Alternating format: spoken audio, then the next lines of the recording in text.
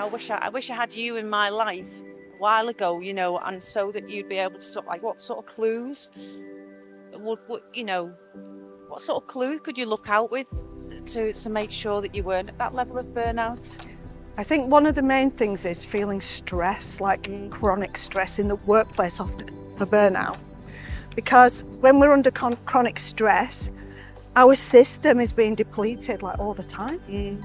Sometimes see those as like anchors, something that sort of anchors you into the earth, that sort of like puts you at a steady point so that you're not depleting all your energy. Absolutely. We can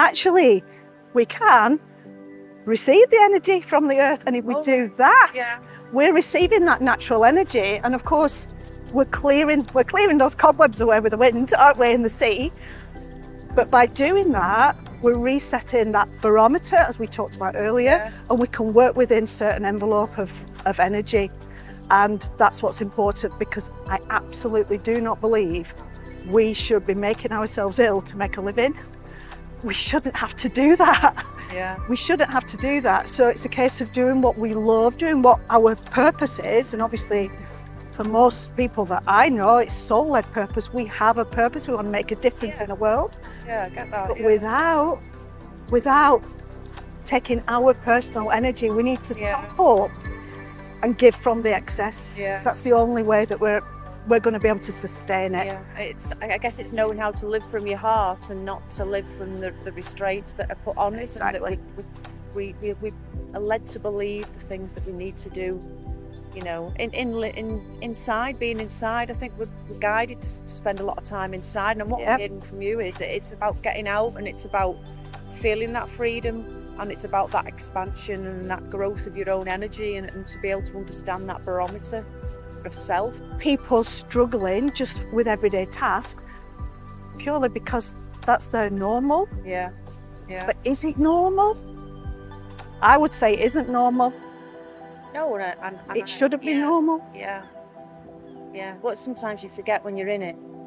You can't see it. And then you end up with burnout. And then when you get burnout and you get to that point, you look back and then you can see it. So it's hopefully like catching it before it gets to that point. Because when it gets to that point, it needs really careful management. But if we're too late. And spotting it helps us to make those small adaptations to life, such as self-care. And I don't necessarily mean bubble baths. I mean, what do I need as a human being? Do I need to be out in solitude? Do I need nature? Do I need, like me, I need the wind, I need the feel the ground. It's a different level of awareness that you're talking about, isn't it? It's kind of like really being sensitive to who you are as an energetic being, instead of sort of stepping into, I'm a human, but actually you're an energetic. So sensing your own energy gives you the chance to sort of understand your own barometer. It's absolutely. Your own limitations. So it's an elevated sense of awareness that I'm hearing you talking about, which you can gain from being outside. You can, and actually living a mindful life. Because mindfulness teaches us awareness, it teaches us to be present. And what's more rewarding than being present in the moment?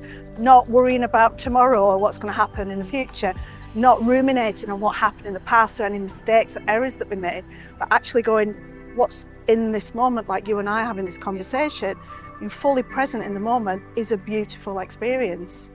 That's a mindful way of living.